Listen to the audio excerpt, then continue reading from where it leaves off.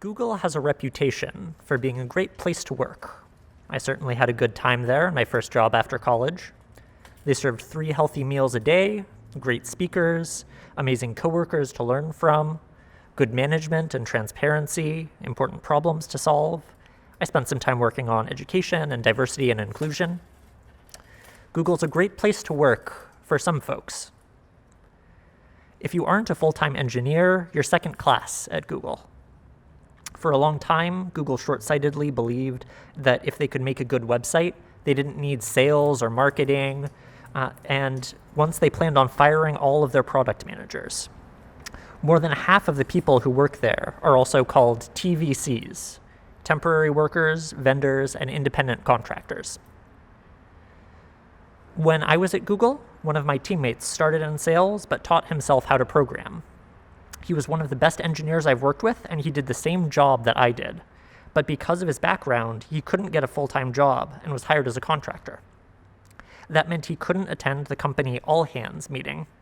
He didn't get the same perks or benefits, probably didn't get the same pay, didn't get the same respect.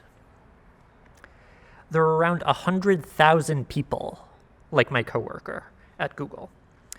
The people who did the things that are necessary to make it so that everybody else can work there, who drive the Google buses, make food, provide security.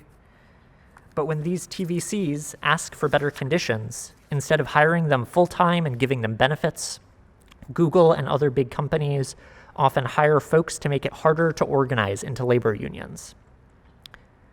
My dad is a union pipefitter with UA Local 290 in Oregon, and growing up, one of the things that he always emphasized to me about unions was solidarity, workers banding together, recognizing our interconnectedness, refusing to be separated from one another, whether on racial or ethnic lines, by gender, or even by job title, so that we can all come together for a common cause. In that spirit of solidarity, some folks started the Tech Workers Coalition to bring together the engineers and all of the other workers at the same company to help them organize together. I don't want to act like the engineers and the Tech Workers Coalition were saviors or anything.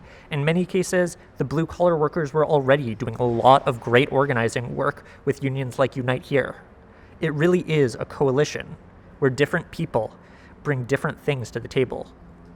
Some folks bring their expertise with organizing. Some folks bring their willingness to put their jobs on the line. And some folks bring the privilege associated with their title. The Tech Workers Coalition was getting started around the time that I left Google, so I didn't have the chance to participate myself, but acts of solidarity like that give me hope. A lot of people who aren't in a union themselves don't know how they can help with the organized labor movement. But solidarity doesn't mean that every person needs to do the same thing or participate in the same way. Right now, I'm not in a union myself, but I'm lucky enough to work with groups like the AFL-CIO, National Nurses United, as well as newer labor organizing groups like United for Respect. And I help by building technology that they can use to organize their people.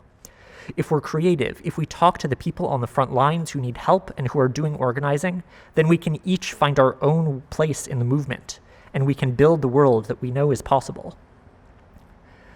The Solidarity Chorus shared the song Solidarity Forever with you, and I want to share one additional verse of that. In our hands is placed a power greater than their hoarded gold, greater than the might of armies magnified 1,000-fold. We can bring the birth of a new world from the ashes of the old, for the union makes us strong. Solidarity forever, solidarity forever, solidarity forever, for the union makes us strong.